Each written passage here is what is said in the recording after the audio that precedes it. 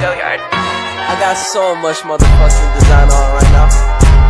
Break it down, bring it back, make it clap. I got 3 old thoughts, new block, where that thing. Bitches on my line, and you know they come straight. Hold up, what it not, 45, scope it down, like, whoa.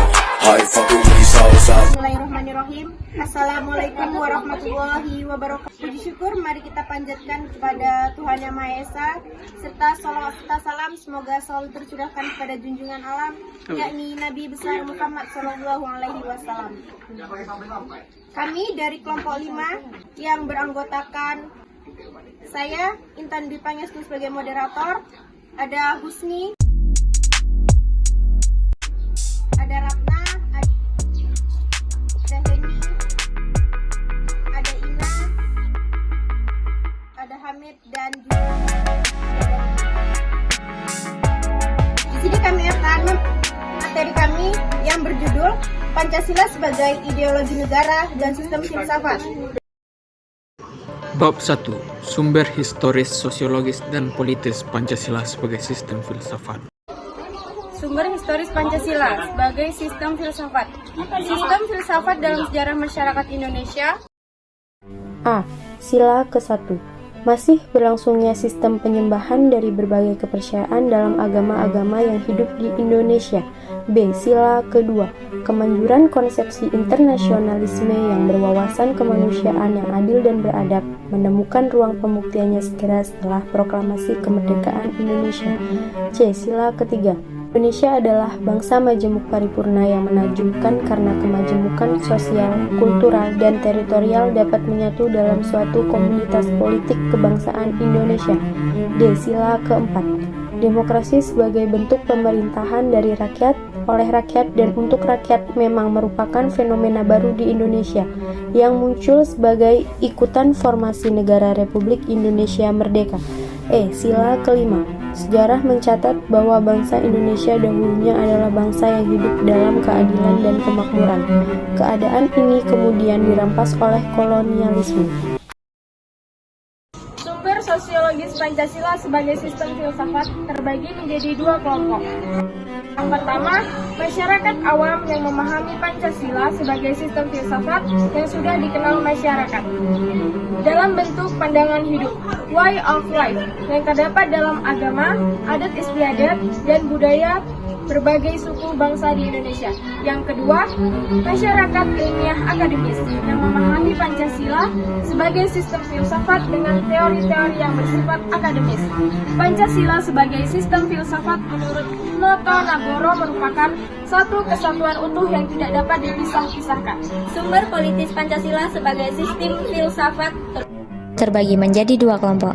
Kelompok pertama yaitu meliputi wacana politis tentang Pancasila sebagai sistem filsafat pada sidang BPUPKI, sidang PPKI, dan kuliah umum Soekarno antara tahun 1958 dan 1959 tentang pembahasan sila-sila Pancasila sebagai filosofis.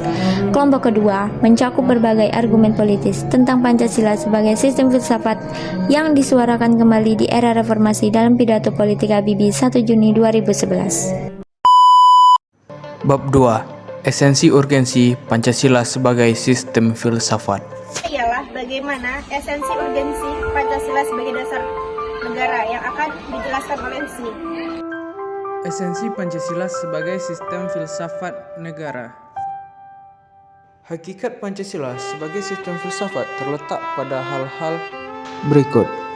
Yang pertama, hakikat sila ketuhanan terletak pada keyakinan bangsa Indonesia bahwa Tuhan sebagai prinsip utama dalam kehidupan semua makhluk, yang mempunyai arti setiap makhluk hidup termasuk warga negara harus memiliki kesadaran yang otonom di satu pihak dan berkesadaran sebagai makhluk Tuhan Yang Maha Esa yang akan dimintai pertanggungjawaban atas semua tindakan yang dilakukan.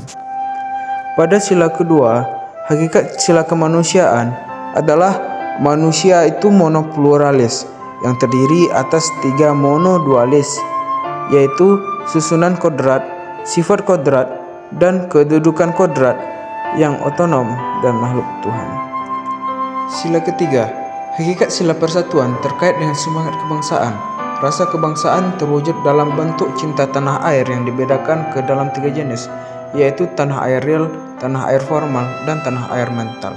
Sila keempat, Hakikat sila kerakyatan terletak pada prinsip musyawarah, artinya keputusan yang diambil lebih didasarkan atas semangat musyawarah untuk mufakat, bukan membenarkan begitu saja pendapat mayoritas tanpa peduli pendapat minoritas. Kelima, hakikat sila keadilan sosial terwujud dalam 3 aspek, yaitu keadilan distributif, legal, dan komutatif. Urgensi Pancasila sebagai sistem filsafat.